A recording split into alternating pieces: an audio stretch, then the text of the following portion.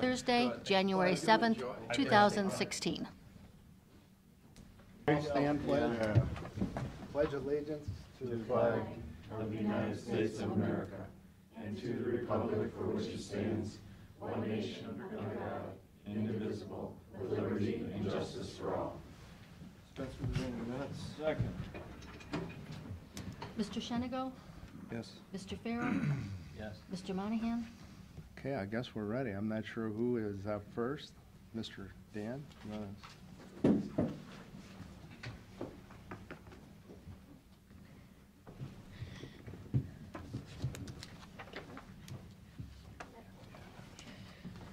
President, members of the commission, government officials, special guests, thank you for allowing Margaretta to be here today to present some of the amazing things that are happening at Margaretta local schools. Today I've brought 4 of our senior leaders with us. Last year you gave us the opportunity to do this, and we really appreciate the opportunity to come again today. These 4 seniors each have a topic. They're going to talk about something that is special to them or their role in the education system at Margaretta or our educational partners. There's someone here today that goes to Ehovie that spent 10 years at Margaretta and is now in her 2nd year at Ehovie. There's a student who's taking college classes all day, doesn't even go to Margaretta during the day, and she's going to talk about those experiences. We have a student who's an amazing student athlete, and we have another student who does some great things with student organizations, and each one are going to talk about why Margaretta is so special. And then I'll finish up with some other comments at the end. With that, it's my pleasure to introduce our first student, Zach Shane. Hello, my name is Zachary Shane. I am a senior at Margaretta High School. My plans after high school are to attend the University of Toledo's School of Nursing and in hopes of becoming a nurse practitioner. And I'm here today to talk about some of the groups and organizations that we have at Margaretta. The purpose of these groups and organizations is to develop, for students to develop leadership, character, citizenship, and cooperation through activities that are an extension of the classroom. But the overall main purpose is to make our school a better place to learn. I'm involved in Ruriteen, SAD, or Students Against Destructive Decisions, Student Government, National Honor Society, and Leadership. Some other groups that we offer are FFA, which is the largest organization at Margaretta with over 150 plus members, Wow. Interact, which was in its first year last year, and we hope to better and improve upon it this year, and we also have an international club. Each of these clubs offer a unique opportunity for our students to become involved with each other and the community. For instance, as a part of this last summer's student government team for Relay for Life, we raised the most amount of money in Erie County's youth division with $4,300. And as the new year begins, we are well underway in collecting money for this summer's event. Also last summer, during the infamous Cold Creek, our Ruriteen group set up a miniature putt-putt game with the proceeds going to fellow student Callie Gregory and her family. Callie and her family recently lost their father in a motorcycle accident last spring. And just a few weeks ago, our National Honor Society paired up with the Sandusky Rotary and participated in Clothe a Child. These groups and organizations benefit all those involved, with the students becoming more acquainted with the community and the community becoming acquainted with the students. It's a symbiotic relationship. And at this time, I'd like to announce the next speaker, Aaron Spicer.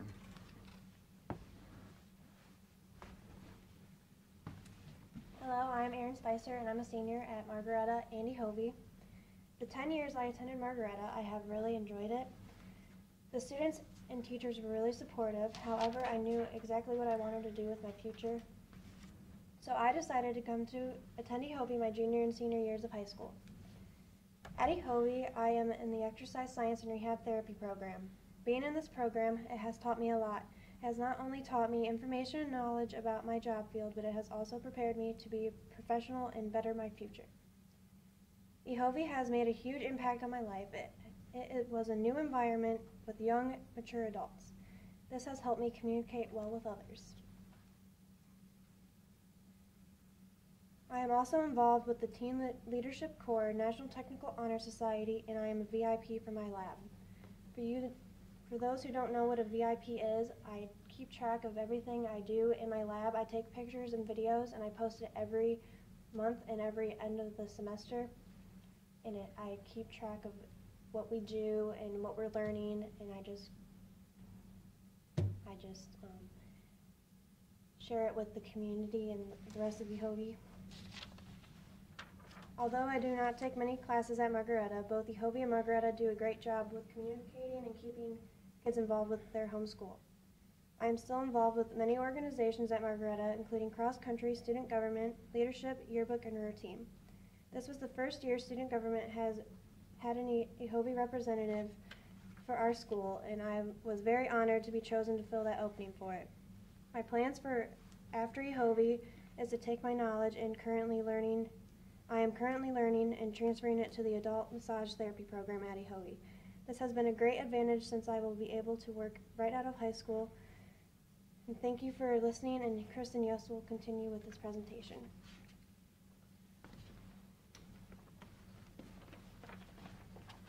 Hello, good morning. My name is Kristen Yost. I'm also a senior at Margaretta High School. I'm involved with several organizations at Margaretta, including Student Government, National Honor Society, RUR Teen Leadership, SAD, and Yearbook.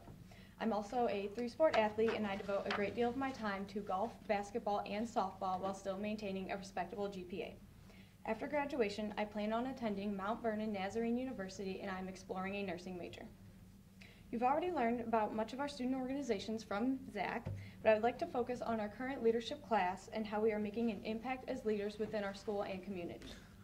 19 seniors have enrolled in our leadership class this year, and under our new teacher, we have worked hard to become better leaders each and every day. One of our biggest projects as a class has been our Big Brothers Big Sisters program. Each senior is paired with 1 or 2 younger students from the Margaretta Elementary School, and we serve as a positive role model, a trusted friend, and a responsible mentor for them.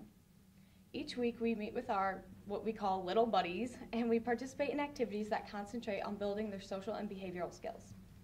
Our leadership class takes great pride in watching the growth and development of these younger students, and we've also gained a deeper sense of what it takes to be a leader. Within the classroom, we have focused a majority of our lessons around Todd Gongwer's book, Lead for God's Sake. One of our highlights so far this year was our live video chat where we spoke with Mr. Gongwer about some of the leadership themes and morals discussed in his book and how we may apply them to our own lives. I have strengthened my leadership abilities through these valuable lessons, and this has helped me elevate my role as a senior leader within my athletic activities at Margaretta. A key aspect of my job as a captain of our varsity sports teams is to set a prime example of balancing my academics with my athletics. While this is not always the easiest task with some late night games and early morning tests, being a student athlete has taught me so much about time management, the importance of cooperation and teamwork, and the ability to push myself to exceed my limits and reach my goals. I have no doubt that these lessons of determination, dedication, and ambition will aid me in succeeding with my college education. I really wouldn't be the same person that I am today without the challenges and triumphs I've experienced while being a student athlete at Margaretta. Now I will turn it over to my classmate, Molly Brownell. Good morning, everyone. My name is Molly Brownell, and I'm also a senior at Margaretta High School. I'm involved on the dance team during the fall season, and I'm also involved with RUR Teen. I'm the president of RUR Teen, and also SAD and National Honor Society. Today, I'm going to talk to you about 2 topics. First, I want to give you a brief look into my experience as a College Credit Plus student, and I also want to explain to you about what RUR Teen is and some of the things that we do in RUR Teen. For starters, I plan on attending Bowling Green State University. I'm not entirely sure what major I'm aiming for right now, but I do know that I want to go into the medical field. I actually started my path to becoming a Bowling Green Falcon in 2014 when I started the College Credit Plus program at BGSU Firelands. I started taking college courses as a junior in high school in hopes to save money and to really get a head start on my general education courses. I actually don't take any of my classes at Margaretta. I take them all at Bowling Green State University Firelands. And when I graduate from high school, I will be 7 credits away from being considered a junior in college. I've taken all sorts of classes, and I'm going to throw a long list of classes at you right now. Chemistry, academic writing, political science, sociology, Spanish, medical terminology, statistics, literature, biology, economics, college algebra, psychology, and human anatomy. Sounds like a lot of classes. Sounds like it would be tough, especially for a high school student, right? It is. It's very tough. I will not lie to you about that. Taking college level courses, it requires so much work and lots of dedication. It requires so much work and so much dedication that I made the sacrifice to give up swimming. I was on the swim team for 5 years, and if I would have continued this year, I would have received my 4th year varsity letter. But I just wanted to focus on my studies and make sure I got the best grade that I could possibly get. Sure, I make all these sacrifices, but in the end, it's not all so bad. The professors and faculty members at Bowling Green, they're so helpful to College Credit Plus students. They have an amazing tutoring center where students can get help on any subject, any class, doesn't matter, they will help you no matter what. One time a tutor spent 2 hours working math problems with me. Now math and I do not get along, but that tutor was so great and so helpful that those 2 hours, they were a breeze, they were great. It may not be the easiest thing in the world, but after saving over $2,300 in cost of books alone, it's so worth it. Now I may take my classes 15 minutes away from Margaretta, but it doesn't stop me from getting a high school experience. I'm still very involved with my high school activities. As I mentioned earlier, I have been given the amazing opportunity to be the president of Rurateen. Rurateen is a fairly new organization at Margaretta that focuses its efforts around community service. Throughout the school year, members volunteer at events such as the Rurateen Pancake Breakfast, the Stein Hospice 5K and 10K run, and even at different fundraisers that we host on our own. Over the summer, like Zach said, we hosted a putt-putt game at the Cold Creek Festival. We were able to raise $1,000 to the Gregory family who lost their father in an automobile and motorcycle accident. Rurateen members also set up an annual dodgeball tournament where students can participate in a fun, competitive game while contributing to a great cause. At last year's dodgeball tournament, we raised $2,000 to Alicia Garcia, a student who was diagnosed with leukemia. Despite our acts in community service, one of Rurateen's goals is to inspire members to take risks, get more involved, be a better role model, and just inspire others to do all these great things.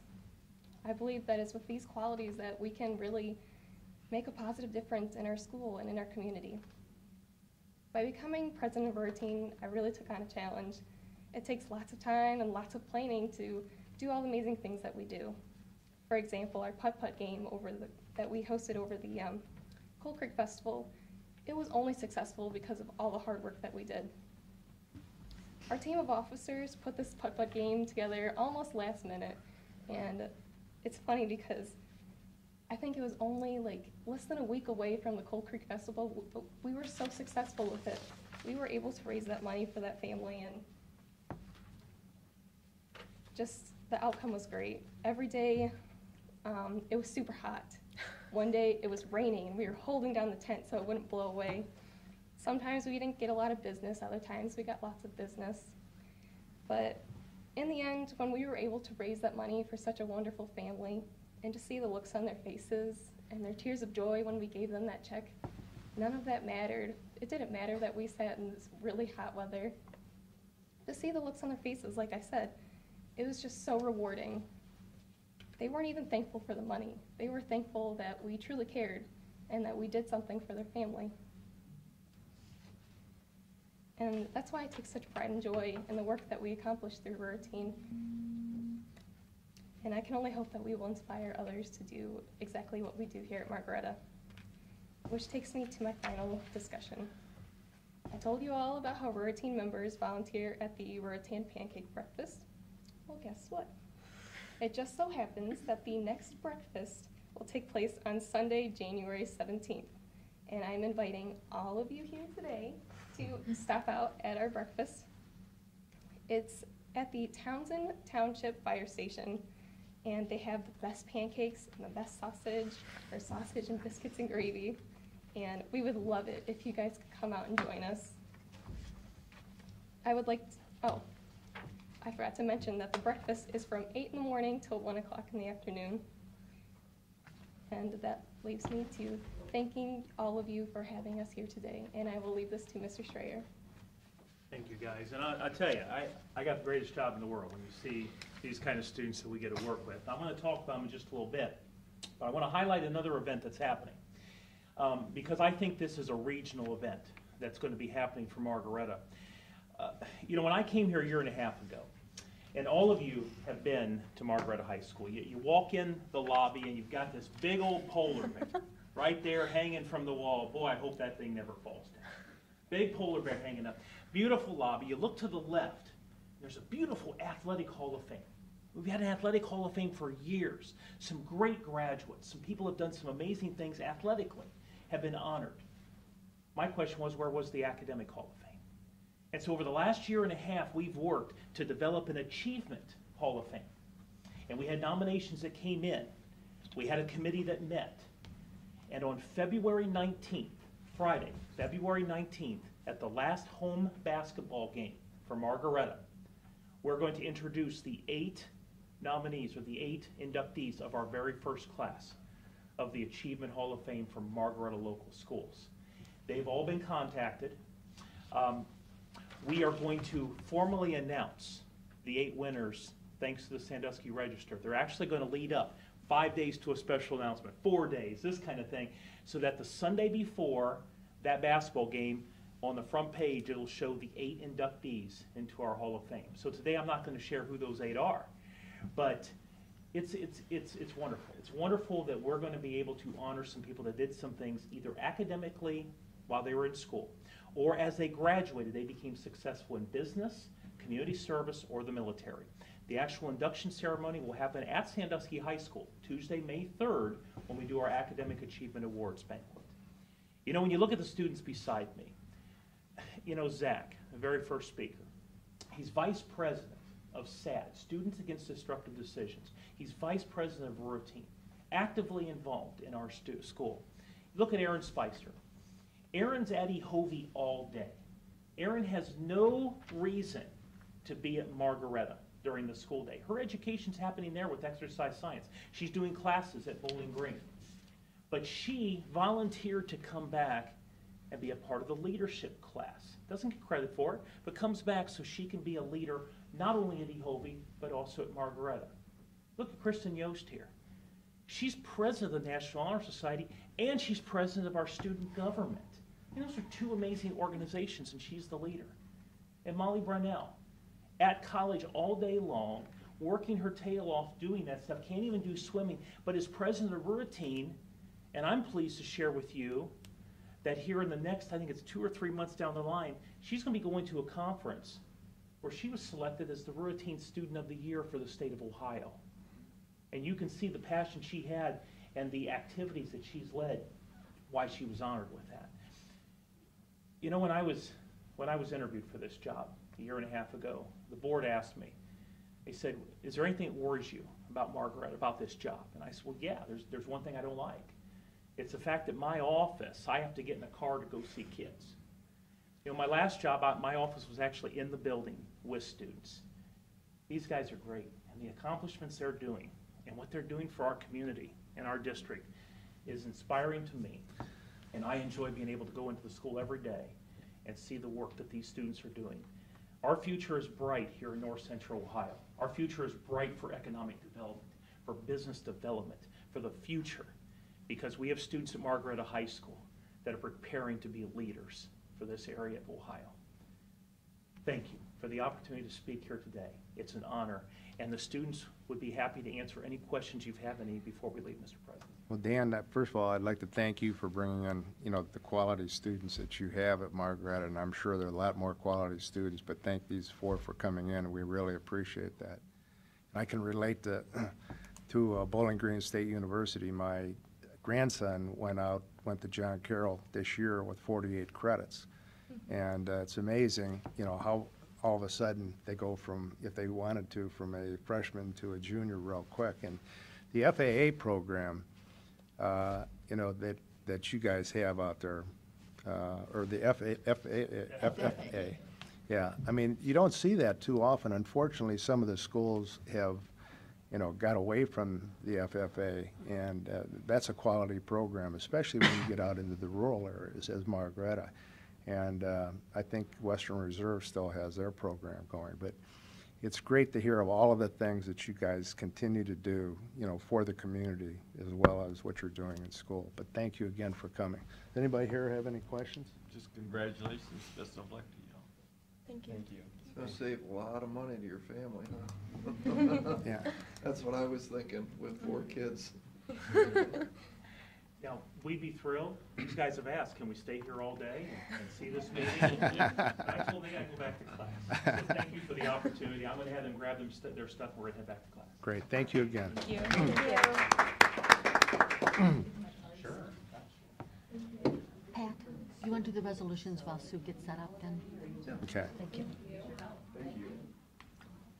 Dan's done a good job over Thank you, gentlemen.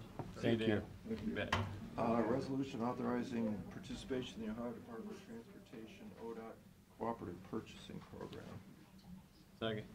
Mr. Shenigo? Yes. Mr. Farrell? Yes. Mr. Monahan? Yes. Resolution authorizing the auditor to make supplemental appropriations on claim monies.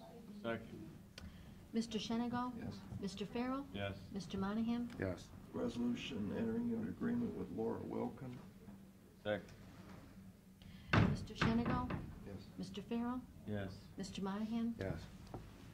Resolution to appropriate the state's interest in a certain parcel of real property described 330-00963. Second. Mr. Shenigo? Yes. Mr. Farrell? Yes. Mr. Monahan? Yes. Resolution ordering certain items to be sold internet auction. Second. Mr. Shenigo? Yes. Mr. Farrell? Yes. Mr. Monahan? Yes. Resolution for the purpose of declaring certain items surplus and ordering to be discarded. Second. Mr. Shenigo? Yes. Mr. Farrell? Yes. Mr. Monahan? Yes. Resolution for entering into agreement with Lou's Construction. Second. Mr. Shenigo? Yes. Mr. Farrell? Yes. Mr. Monahan? Yes.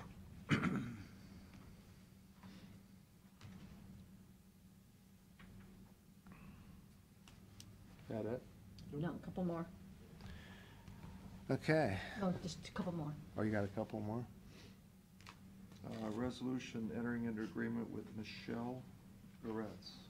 Second. Mr. Shenigo? Yes. Mr. Farrell? Yes. Mr. Monahan? Yes. And resolution for then and now. Second. Mr. Shenigo? Yes. Mr. Farrell? Yes. Mr. Monahan? Yes. Okay, that's it. Thank you. Okay, Sue. Good morning. Sorry to hear about your mom. Everything, hopefully. Thank you. This is the annual report, and it's also our fiscal audit for fiscal year 15. So our fiscal year came to a close September 30th, and I'm here to present to you the utilization of the services provided to help Erie County older adults maintain their independence. And to bring to your attention that in the next 4 years, Erie County's senior population will be 31% of Erie County's total population. And our work is designed to empower older adults so they can maintain their independence. What you see before you is our current list of trustees, and we work to make sure that we have representation throughout Erie County so they aren't, we really do strive to get rural representation because those are the older adults who are at the greatest risk of losing their independence. So this is our financial information, and we had 16% of our budget was used on administrative costs, and the remaining for program expenses, direct service to older adults. And we did receive grant funding from the Schlink Foundation, and with that money we use to help older adults who need but can't afford hearing aids and general dental care. We always accept donations from private donors, and this is just a sample of who supported our affordable medications program because injectable insulin is so expensive. People who have selected to support the Ray and Marion Cook Fund, which is to help people with urgent needs when no other social service can help. And we had donors donate to our programs and services and just to our general fund. And I share this with you because I just want you to know that in addition to the senior services tax levy, we work to leverage additional income so that our hope is that we may never need to raise or ask the taxpayers for more money, because we do want to take advantage of our nonprofit status and get funding from other funding resources. I do want to make you aware that our Alzheimer's project is still occurring in Erie County, where we have professionals who come the third Thursday of every month, and we've had some donors toward that project, and a handyman, personal care and housekeeping. Our newest project came from a donor, Art and Maureen O'Hara, who made a large donation to the Piggy Bank Fund. And really, this is a unique fund where we help people with important needs, and we ask that they pay it back at a cost that they can afford. And it's been fairly successful. I think we've only had one client that has not paid it back. And what we do is we use that money to help the next person. So here are our programs and services. We helped 2,182 individual residents of Erie County, and we worked on 9,662 questions, problems, and concerns. And out of that total, 5% we were not able to find a solution for. Some of it is because the incomes are too high for the program that they inquired for and wanted help with. They just simply did not qualify. Others were trying to get onto programs where the deadlines were missed. And so, for instance, if you want transportation tomorrow, you need to ask for transportation at least 2 business days before the date that you need transportation. So I can say that we were not able to find, based on our inquiries, of any serious gaps that are jeopardizing the independence of older adults. This is the demographics of those people who call. If they call, we don't require that they disclose their national origin or race, but if we are able to get it, we capture that information just to make sure that we are doing a good job being service to all population and culture groups. And this is a graph of our clients. So we had 546 new people that had never called us before in fiscal year 15. For problem solving, we spent over $136,000 helping people with their questions, problems, and concerns. And what I mean by problem solving is we staff our agency with professionals called senior advocate assistants, and we work to do the research or the coordination by phone to help people address their issues that are compromising their independence. And as I said, we had over 9,000 inquiries. It cost us on average $14.15 per inquiry. Our oldest caller male was 98 years old. Our oldest caller female was 99 years old. And when we looked at the largest number of clients in each gender group, for men it's 69 to age 77. For women it's age 68 to 79. And more females call us than males, which would make sense because women still outlive men. When we look at where the people live that call us, City of Sandusky, which makes sense because that's our largest population, but I would like you to take a look at the rural communities that are aware of our office and are at least calling us with their question, problem, or concern. Mm-hmm. That was our largest concern, is we felt that Sandusky Perkins would be those communities that would use us. Can you go back just Sure. once? I just wanted to, I'm surprised, wow, Huron City and Margaretta Township, you get quite a... Yeah, but you know, we've been around for 19 years now. So, I mean, we've been chipping away at it. I don't know if you remember, but there were years where it was only Sandusky, Huron, Perkins, and never had any inquiries from the rural, small communities. And so that's an accomplishment we're proud of. And this just gives you a trend of what are the kinds of things that older adults are asking for. So these are the problems by category. And if you would like the details, they are available to you in the report that I just submitted to Carolyn and Pete.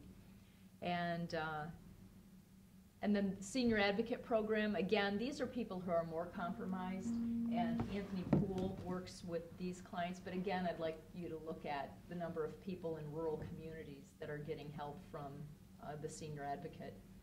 And this just shows his caseload, and then he helps additional older adults with more complex problems.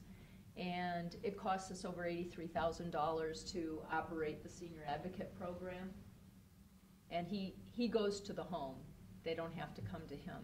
And then in addition to his client caseload, he helps people with complex problems, and discovered that of those 86 people he helped, 6 of them needed case management. So we spent almost $4,000 per older adult on a Senior Advocate Program. We still help people with affordable medications. And I believe you're already familiar with that. I'm happy to go into detail. I don't want to bore you with things that you already know. But we help people get medications from the manufacturer, plus we are subsidizing injectable insulin for 10 clients.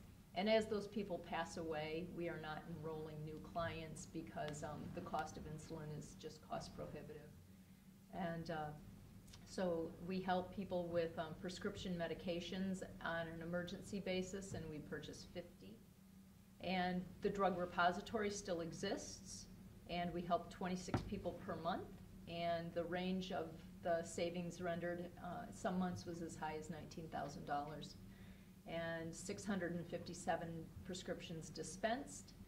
And we also have the course on how to be your own healthcare advocate. That's coming up in April. And I would like to bring to your attention, when we look at what are the health problems that are jeopardizing the independence of older adults, it's often anxiety and depression. And what we found when we offered this course, the lowest attendance was on the day that we were covering depression and anxiety in later life. And it's difficult to deal with things that hit home. And so we will be working more adamantly in trying to remove the stigma of depression and anxiety, because when it's left untreated, that takes away the independence of people of older age. Alzheimer's services are still available the third Thursday, and they were used and well received. And this is the chart of attendance. And we had 2 groups, one in the morning and one in the afternoon. And then we also have private appointments. And this goes, and all of these services are free of charge.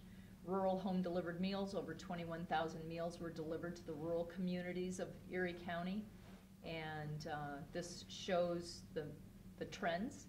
What is your involvement, just back on the delivered meals, with the senior center downtown? I mean, how do you guys? We pay them to do the cooking, packaging, and delivering of the rural meals, so as to not duplicate service. So rather than us seeking out our own kitchen staff, we just pay them to cook and prepare more.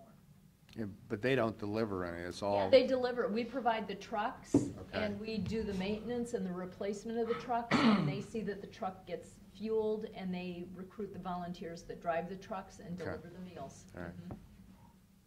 And then this shows you the use of rural home delivered meals by community. And this is what we've spent per meal, and it shows you the trend on how food costs are increasing.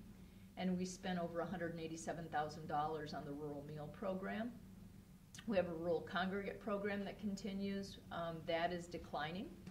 And it cost us $23,000 to administer that program. Again, that's what the senior center does for us. We put up funding for them to do that. And we also have the ramp program, 113 ramps were in circulation as of September 30th of last year. And again, if you would look at the communities where ramps are installed, I just want to show that the rural residents are using this service too. And actually, we had the largest number of takedowns in fiscal year 15, 17 due to death, 3 were restored to health, and 7 moved. So when those ramps come back, we get to use them again and install them at another resident. We spent over $42,000 on the ramp program. And out-of-town transportation, again, if you would take a look at the number of people and where they live throughout Erie County that are using out-of-town transportation, 118 residents. used it, and they took over 400 trips. And it cost us on average, we used volunteers, $52.79 per trip. And we've gone as far as Dayton, Columbus, Cleveland, and Toledo. Weekday transportation, again, please look at the number of residents in the rural communities that use weekday transportation. And this is, again, a collaboration with Sandusky Transit System, over 14,000 trips in fiscal year 15. Over 330 people used weekday transportation. And this is just a graph to show you the trend of use and the number of trips and the cost. $191,000 for weekday transportation that's serving our seniors funded. So we pay for the residents that board the bus who are age 60 or older. What's the total amount you already generate, Sue? $997,000. Almost $1 million. Almost $1 million, yep. And again, personal care and housekeeping, number of hours, number of people, about $16.15 per hour for a nursing assistant to go to the home. We spent over $41,000.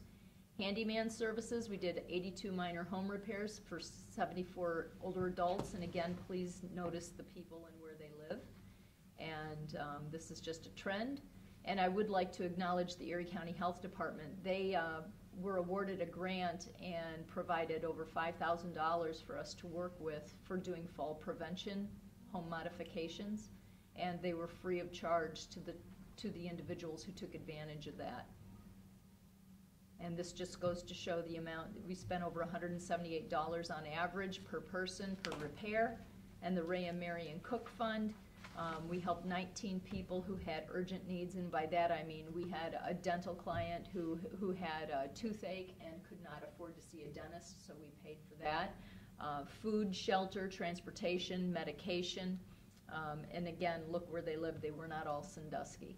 With your dental program, Sue, Yes. now wouldn't you send them over to the health department? And yes, and the Schlink Foundation is who provided the funding for that, and we do use the health department because they have a sliding fee scale. And even though it's a sliding fee scale, we found that people they still don't have the money, even though it's a reduced rate, and it's a significant reduced rate. And so what we do is we use our grant funding to pay that, and as they are able, they pay us back. So even if it's $5 a month, and again, we use that money to help the next senior citizen when our grant is exhausted. So, and it also sends a message that, you know, things just aren't free. But by the same token, we don't want them to experience a financial hardship. So when they get general dental care, they do it at the health department. It stretches our grant dollar, and they can get up to $850 of general dental care through us, and they can pay it back at $5 a month if that's what's within their means to afford. Okay. And then in closing, we put out 4 magazines in fiscal year 15, and the magazine continues to be well received and well read. And I see Sue Doherty's name is under her picture. Yes, thank you for that constructive feedback. And we are no longer, in fiscal year 15, that was our last year, that we are no longer collecting cell phones and ink cartridges. You supported our efforts in trying to raise community support for that. But now the amount of work and the amount of revenue it generates, it just doesn't justify it. So we are no longer being a source where we collect inkjet cartridges and cell phones. And I thank you for your time and your support. Good report, Sue. Thank I you. appreciate it. Thank you. Anybody have any questions up here? No. Okay. Ed? Looks like you got a few pieces of paper there. Bring flip chart.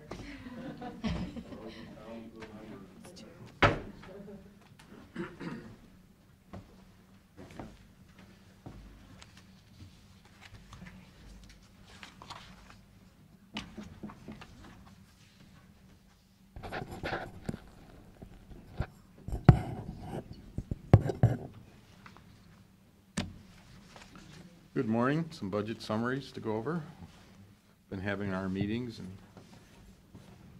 get started on our updates.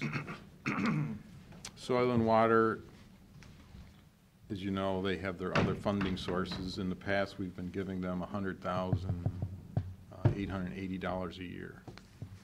And that would generate a match at about 78%. In meeting with them, they had observed in our forecast, we had adjusted our figure to 102,898. So they kind of took that as a given. So in the far right column, which is the combination of all their funding sources along with ours, we did plug in that 102,898. So that's kind of the only thing any different with the Soil and Water Conservation District, whether the board is okay with giving it that bump. It's the first bump in a number of years. The 78%, is that only on the 100,000? Or does it apply to some of these other things that they do? Can they use match money from blank to get the 78%?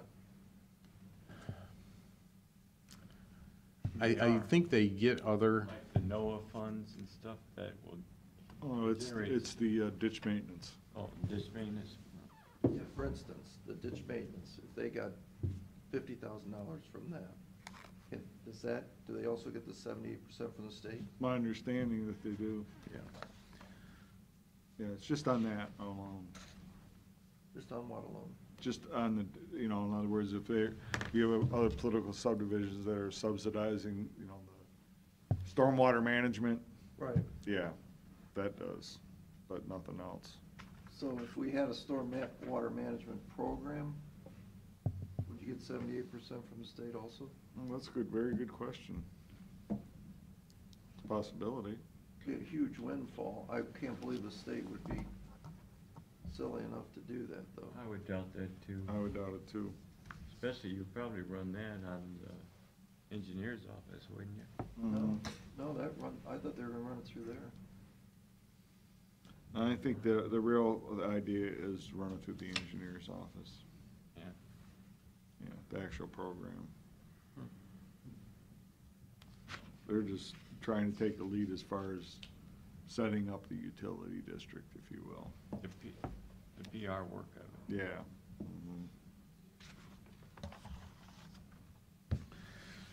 Is that, so that's a yes on the 102? Okay. Next, county court, met with Judge Lux.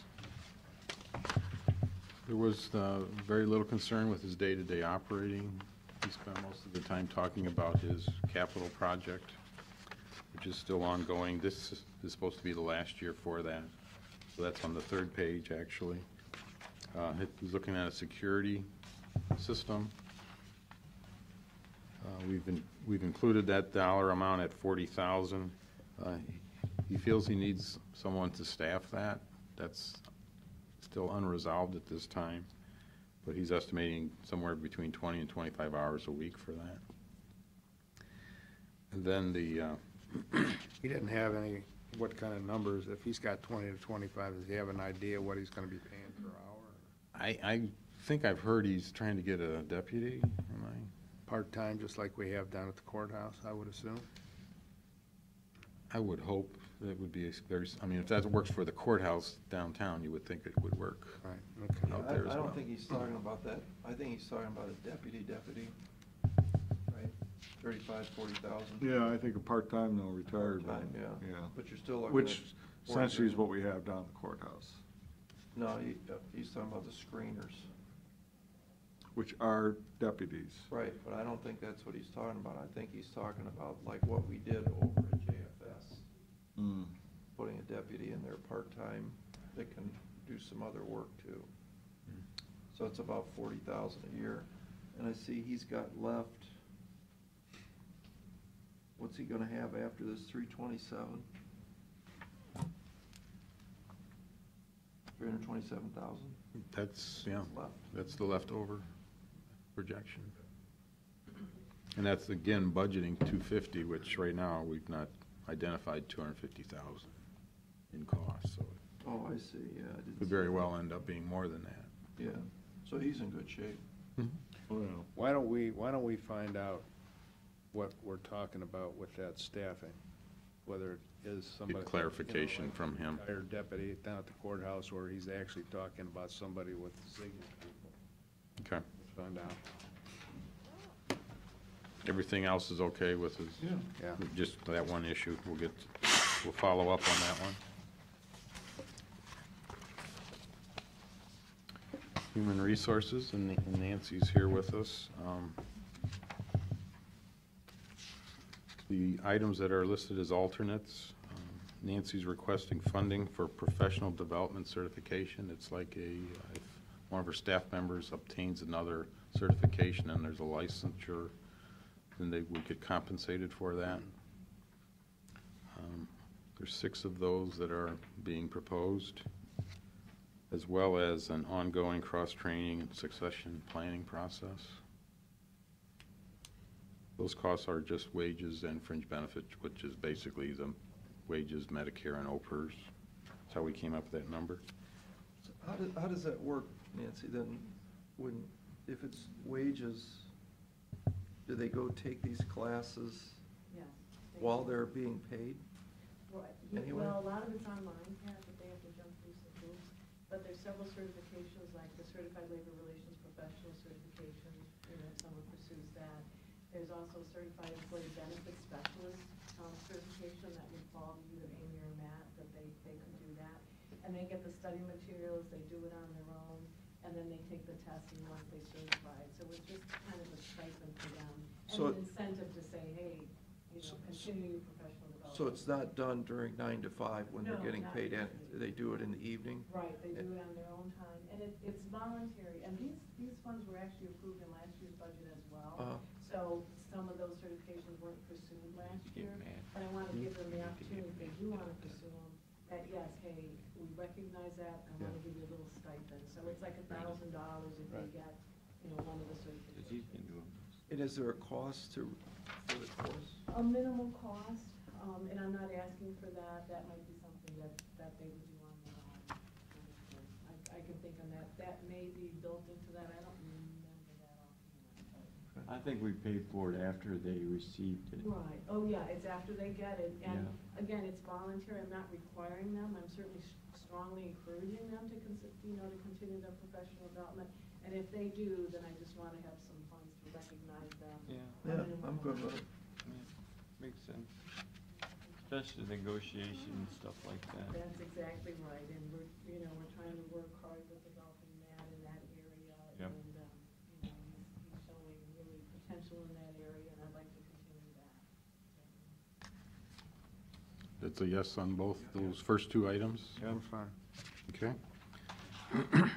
The third item, you're going to notice that the number in brackets on the right, that was what was included in last year's budget. And so what we did in calculating the request for 16 was we took last year's budget, backed out that one-time expense, and then there's an additional cost. And that is for the commissioners.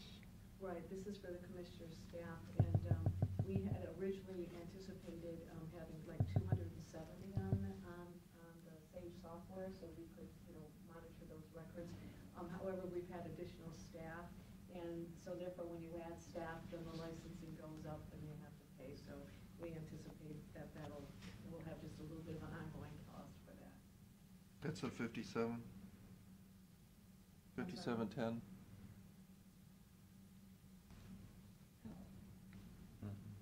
I'm not following you, The sir. Forget the last 1700. number. Oh, yes, the 5710 is what was funded in 15. Right. So all those 3 numbers in brackets, those were the budget exceptions last year that was approved, added to her line item Right. expenses. Things were taken care of, so instead of leaving those in, we took them out, and then there's some additional requests added for this year. Right. We have Just received all trying to- that software in the system, it's all working great. This is just ongoing expenses. with, keeping it updated. So, yeah, so 3 of these programs are like just the second year of what could be multi-years. We gave them staff, I think. Yeah, we did, we just gave them. Okay. Sorry, they're jumping ahead. We're new paralegal.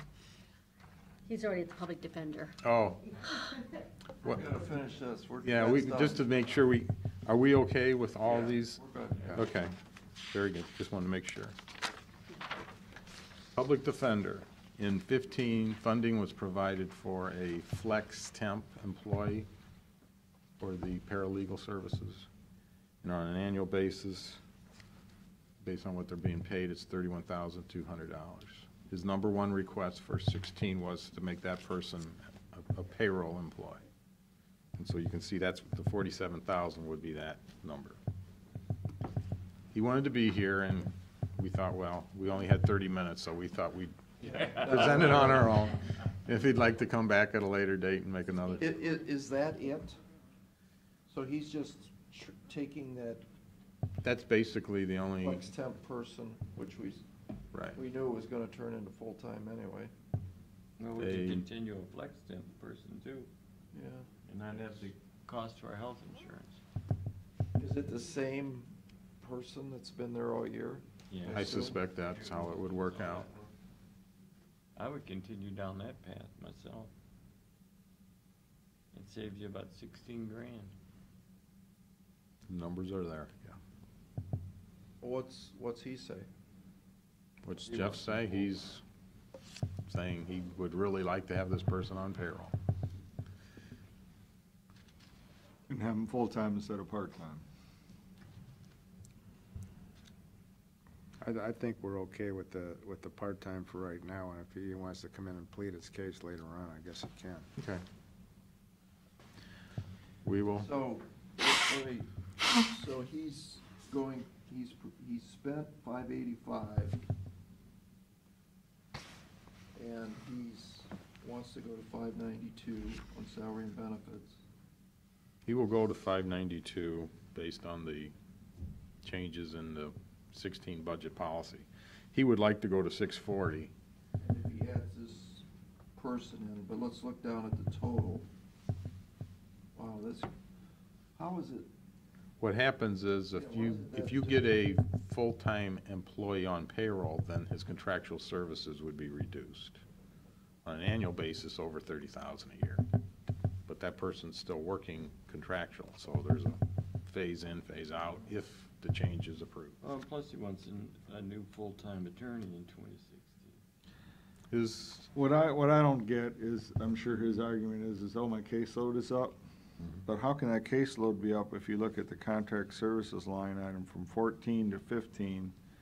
That's down 20 grand, plus it went up more than 20 grand for the paralegal that you're paying on it. right. So I can't see that his caseload's way up.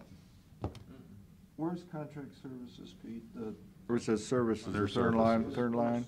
He had 14, he spent 287, and now he's up to 336. No, he spent 263 in 15. Yep. 15. And he's up Actual, to 337, 2,000, you so see? he's up Yeah, yeah, yeah. 60,000, Yep, yep. You know, 70,000, over 70,000. to me, if the caseload's up, then he's spending more in contract attorneys. Well, that doesn't appear to be the case. So, are you telling me, well, you tell me, why is the budget 955 if he only spent 868? Good question.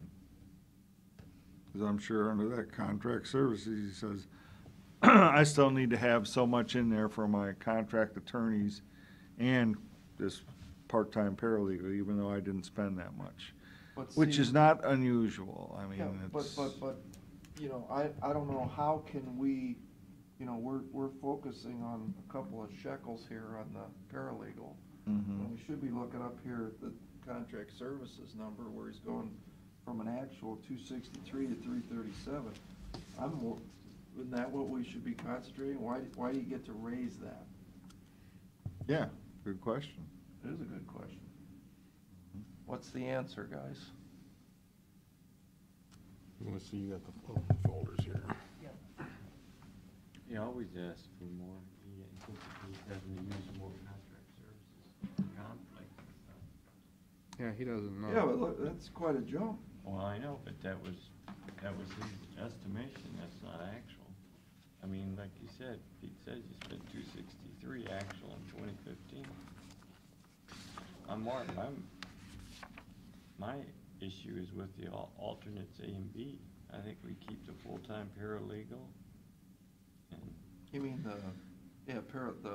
not the full-time paralegal, but the contract Yeah, paralegal? well, that's, yeah, I don't want to do that, and I have no interest in giving a full. One of the things with the legal services is there's like almost a $46,000 encumbrance that doesn't appear as an actual expense, but it's, I don't know what that means. at the end of the year, departments, if they anticipate invoices and such that are gonna, the bills will arrive, say, in January, February, but the service was provided the month before. They're supposed to have those encumbered, whether by contract or purchase order. And in that particular line item for legal services, it is almost $46,000. Well, That was that's a still. different story then. I'm sorry? That's a different story, because what you're saying is that he did $300,000 worth of work in 15, he just didn't pay for it in 15. It didn't all get paid for by 12/31, correct? Now, didn't that same analogy happen when you went 14? from 14 to Yeah, 15? exactly. So you have to take the average somewhere here, so, No, he spent 287 in 14. so he's actually down the bottom line. Yeah, bottom line, we down. That's what Pete says. Well, it seems to me, if we gave him the budget like we did last year, 950, if you guys want to approve the 955, he's got enough wiggle room in there to do whatever he wants with this paralegal. Doesn't he? Just based on his contract services, or does he still have to come to us for the? To fill a position, Yeah. yeah, he needs to. Yeah, for And when the, he's for the adding additional. staff, he needs to come to this Yeah. board. Yeah. Yeah, the 955, he can continue down the path of where he is today. All right, so what do we want to do here? We want to go with where we're at with the part-time paralegal or the contractual paralegal? Yeah, that's where I'm at. Yeah. So at this point, no change, And if he wants. No change. unless he wants to Right, come back. come in and plead his Well, there case. was a time when and he asked for additional personnel, he wanted an investigator instead of the attorney. I mean, this has gone through a number of incarnations, and it was his decisions to do it that certain way, remember? Yeah.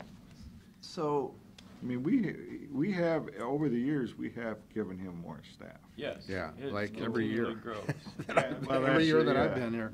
Yeah. but, you know, if I understand the way this works, though,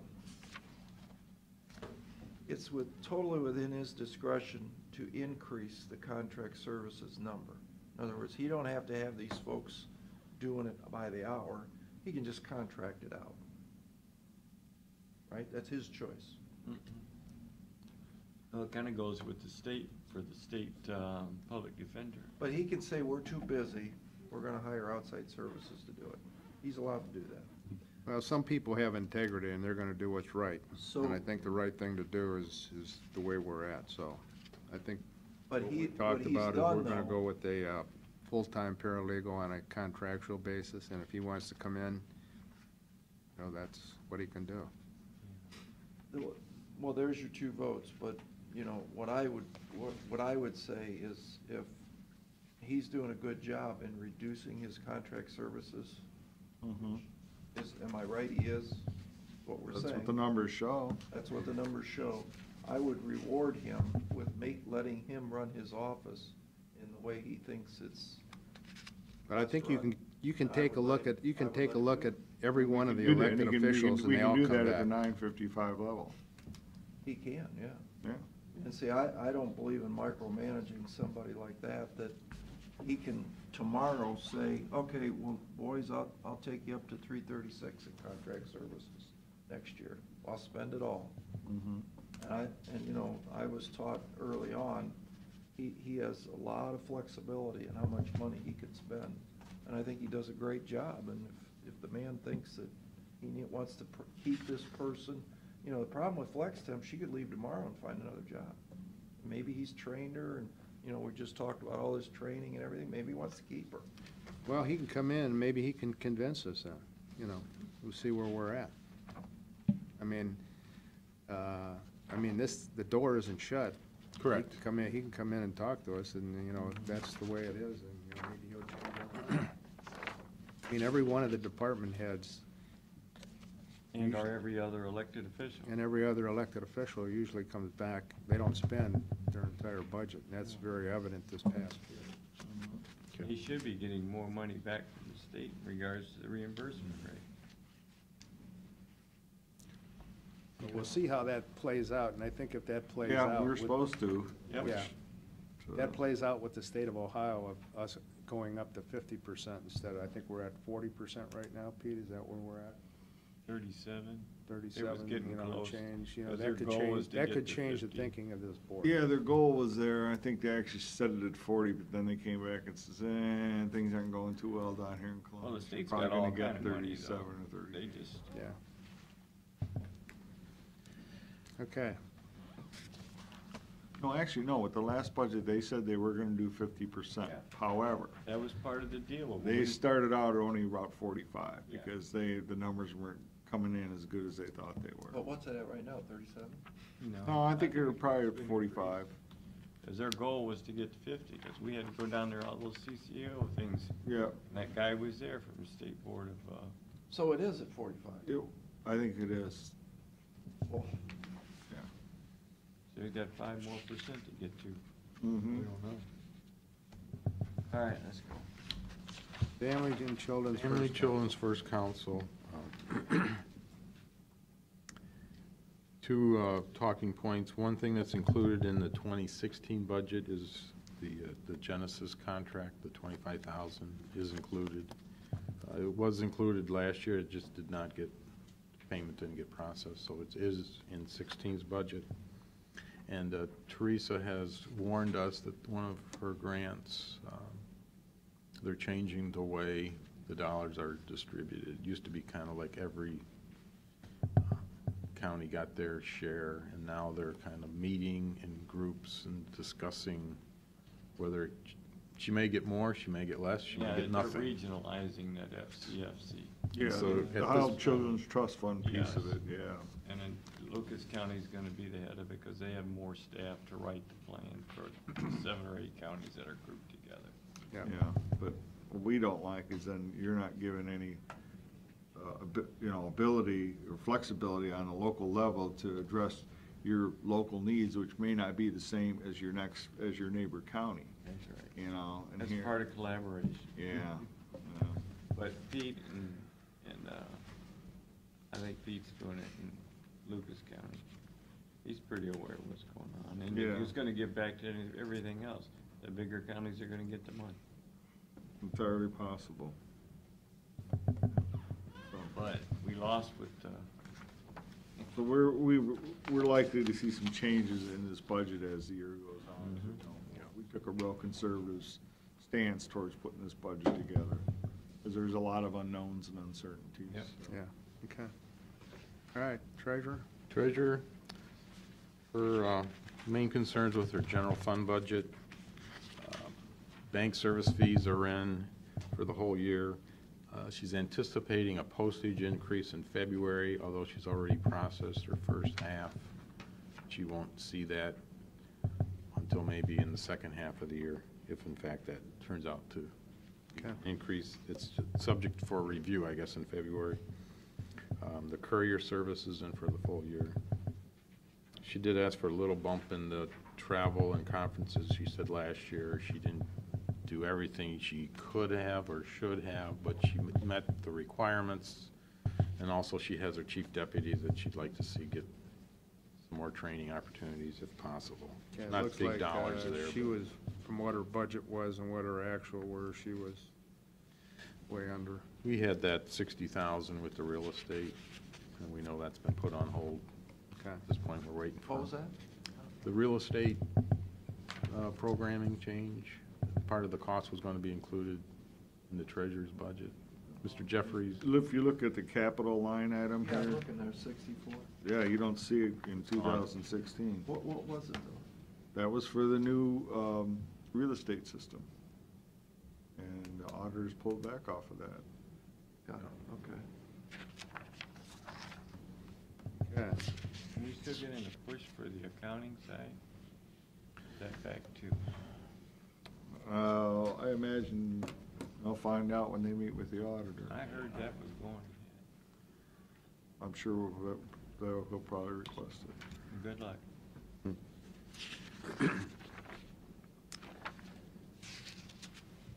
Okay.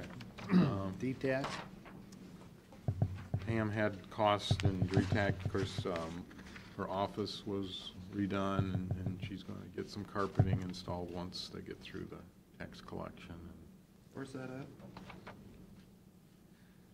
The costs were included in her 2015, a lot of it, and then there are some things still encumbered that haven't been paid yet, that How was much taken is out of her that? 2015 budget. What's the total on that? Oh, boy. I know, Pete, did we include any of that in other?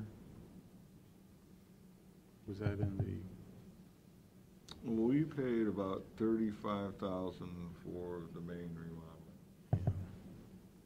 She ended up, Whole front. I think she ended up paying for the painting, the furnishings, and the carpet. But Yeah. there was other work that I know needed to be done. Well, that whole front area now that they did down there, I went down and took a look at the front area, and I tell you what that does, it gives them a lot of security that they didn't have before. Because Yeah. before, you could just basically jump over the Yeah. rail. And with the amount of money that goes through that treasurer's office, And I I heard. think you the- needed something like that. I heard, across the hall wants to go do the same way. Title department, Title. yeah. So what's the total then? It was over 50, I think, for everything. I don't remember.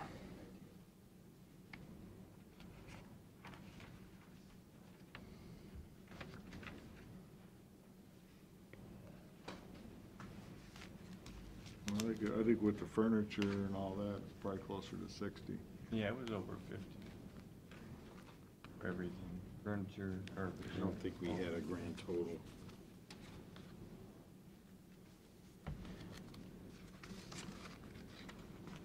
You know, it's just hard to believe that whole building, because Barb, I've had a meeting with the recorder, and she wants to do some things, as I told you and her. That thing's, what, 15 years old now? I Yeah. have a meeting with her this afternoon, and I'm assuming that's exactly what we're talking I about. told her to meet with you and go through the process, just like everybody else has. I don't want to hold you up. We'll get you a number on that. No, but her office is, she's got that big beam right in the middle of her office. And What's she have? she got real small. She wants to go out where some of the old books are at, extended and stuff. She was very complimentary of Gary Wilnow with his help and assistance through the project. He said Gary is great to work with. I think all our guys are great to work with, to be honest with you. They've done a good job. Okay. Next. The prepaid is really not much going on there. Actually, I'm sorry, that's where she did have an encumbrance, because you'll notice the actual balance at the end of 2015 in prepaid was like 33.9. And then what we're showing as the actual is reduced because there's like 20-some thousand being encumbered. 24,000? Yeah, yes, yes. Is that in Yep. addition, or That's in- something that was approved in 15, it just hasn't been paid yet. It's all part of the same. Yes. Yeah, that's pretty much the new furnishings. Yeah, yes, that's where, That's the wrong furniture? account. Yep. Yep. 24,000?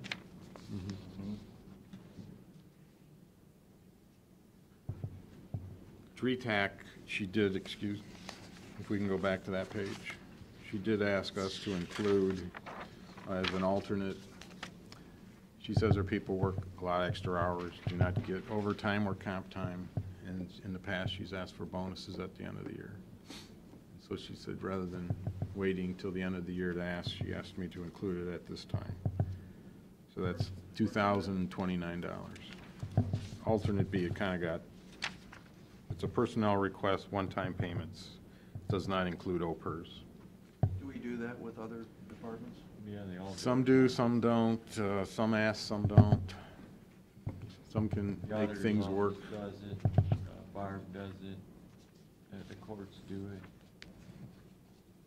It said some do, some don't, some tell us, some don't tell us. Right.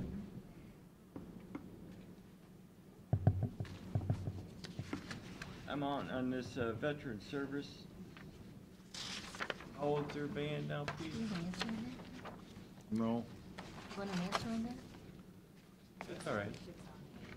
For the $2,000 bonus, that, everybody's okay with that?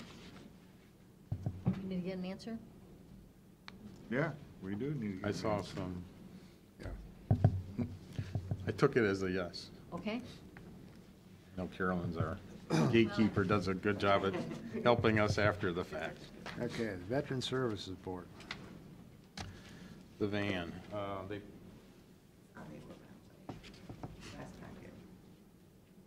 How old is that? Reason why I'm asking, I'm looking if we can trickle down that van into another department. Well, that's what we do. That's I what know, we is it do. gonna go to soil and water? Right now, they've been going they've been ending up in the pool fleet. Oh, okay. You know, like IT's got one of them. I think we got another one. It's just sitting there whenever we need it, you know, as a Or pool the vehicle. sheriff's department for transport downtown? I just wanted to know how old the van was. it's a 12. Oh, okay. It's a 12. Well, It's got like 148,000 miles on it. oh, it does? Yeah. Yeah, they do a lot of traffic. They They go go back- trips to Cleveland and back. Yeah, they go back. Almost every day. And you gotta have a very safe vehicle and handicapped accessibility, so, yeah, All right with that. yeah. I'm good. I don't have any problem.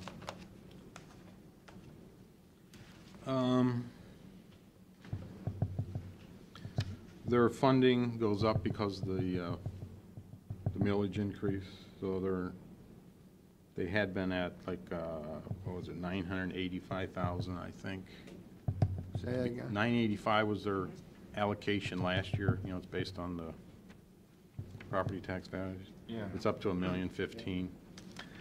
I got a little extra money then. Yeah. Right. There was a thing that we came across in the course of looking at all of our records and their payroll. We asked for copies of the payroll at the beginning of the year to make sure we're still one of their employees. Of course, part of their challenge, you know, they had hired new people. Because Monty wants to retire. He's been there a long time. One of the people they had hired quit, I believe. Yeah. Then they had to replace them. There was also another gentleman who passed away. Yeah. Somewhere in all this, there was about a $2 an hour salary adjustment for Monty that, from what I can tell, never got through you folks. And per policy, it should have been, I think. Who got the money? Monty. Are they paying for the, lunch out to the fairgrounds? Did they do that last year? 15? You know, I'm not sure if they did or There not. was a little issue that, I don't think they Because did. or did OBH pay for it? Okay, we'll find out. Did you kind of ask around about the luncheon at the fairgrounds? Okay. 15, and if they're gonna do it in 16.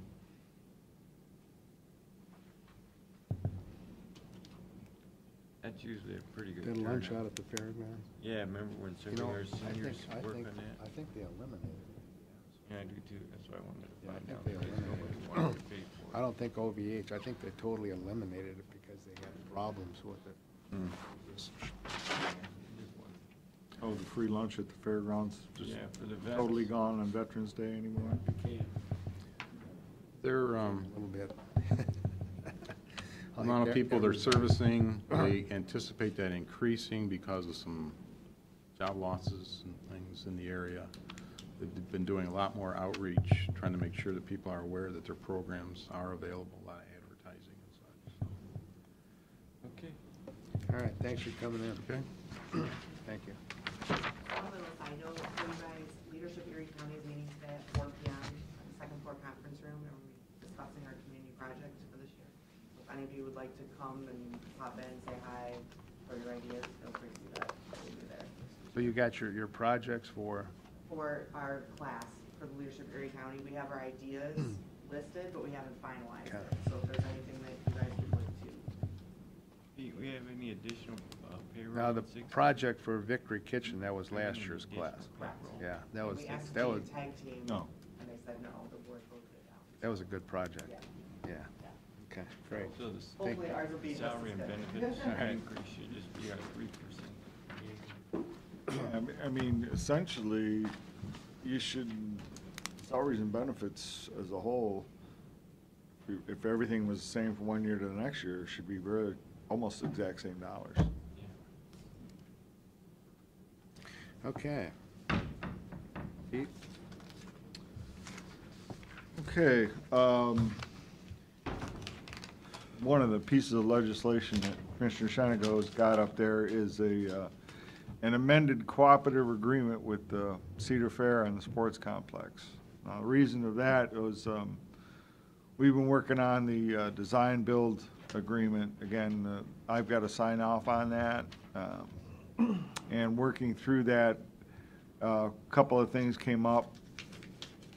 First off was, remember, the adaptive field was going to be just essentially an in-kind contribution. Well, now that's turned into a cash contribution. So, you know, in the original agreement, it was $1.5 million cash going in. Now it's $2 million. So changing the agreement to reflect that.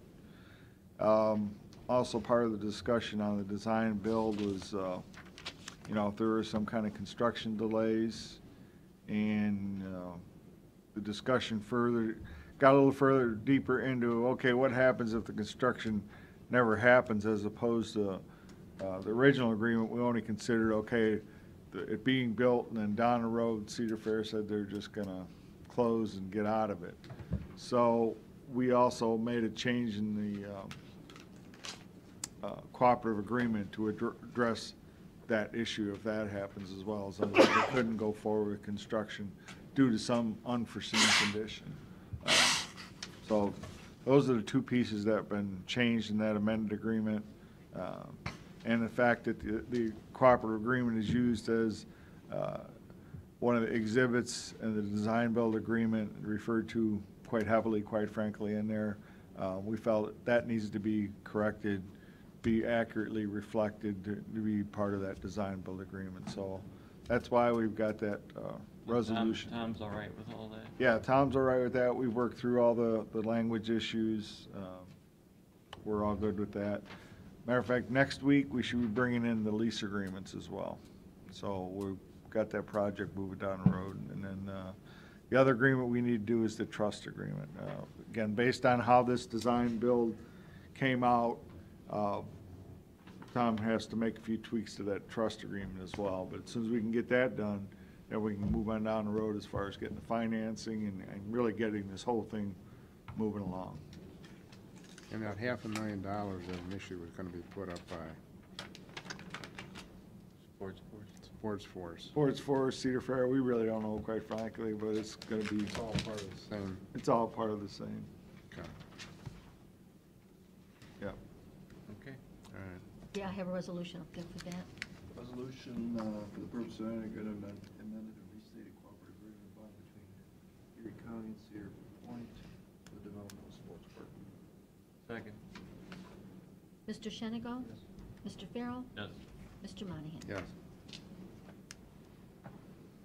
That's it. Okay, anything else?